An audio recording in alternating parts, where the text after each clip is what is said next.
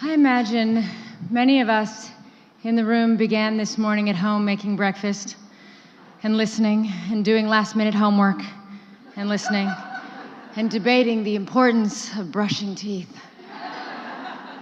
and listening after you say you have to get ready now and they say, why don't you just go like that? And you're so tired you think, well, maybe. But that's the life of a woman. To think of others first is our nature. And when my children asked me this morning, I explained why I wanted to be here, why I feel it's important to be with other women and talk about those women and women in art. All of us here are different people, but we have something quite radical in common. We have the freedom to be artists, the freedom to create, to challenge authority fearlessly, to laugh at power and make others laugh with us, the right to speak truth as we see it. We all know women in our lives who were never able to live their creative dreams because they had to put their families first, who pour their creative work into homework assignments and birthday parties. I think of my own mom. And we all know that our industry lacks diversity and equality, and that there is so much that we have to change and fight for. But we have a level of freedom that is unimaginable for millions of other women around the world. Women who live with conflict and terrorism and displacement and poverty, who never get a chance, whose voices are always silenced.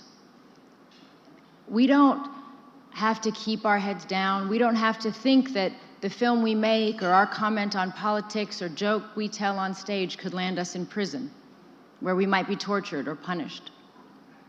We don't live with censorship. We don't have to worry that acting in a play or singing on television will bring violence or dishonor to our families. We don't have to tailor our clothes or our opinions to what is acceptable to religious authorities or violent extremist groups. We are not shunned and considered immoral as women because we dare to speak our mind about what we consider to be wrong in society.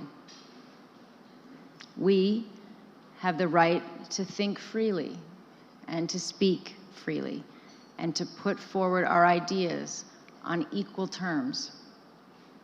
And there are women across the world who face serious danger and get hurt, just trying to have a voice, just an opinion.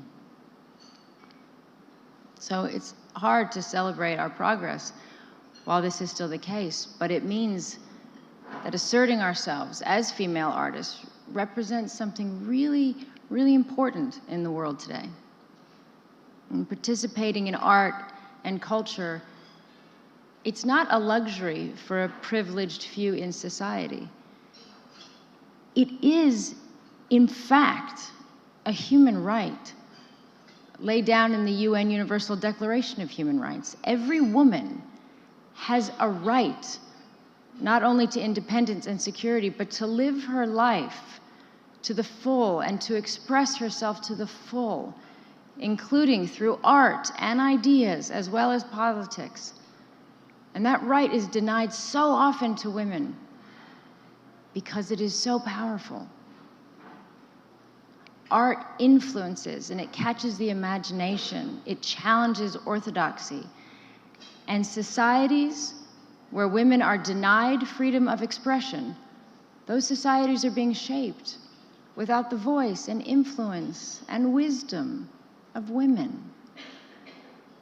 So that is why I am so grateful to be a part of this community and the wider community of artists around the world. I'm so happy to be here with you today.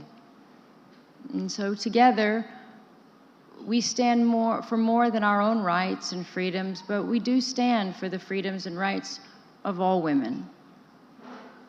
We have in this room the ability to help those women, artists struggling, to help find a way to make sure their voices are heard, to show solidarity with them, to champion them, to help them tell their stories. So I look forward to working with many of you, all of you, on that effort.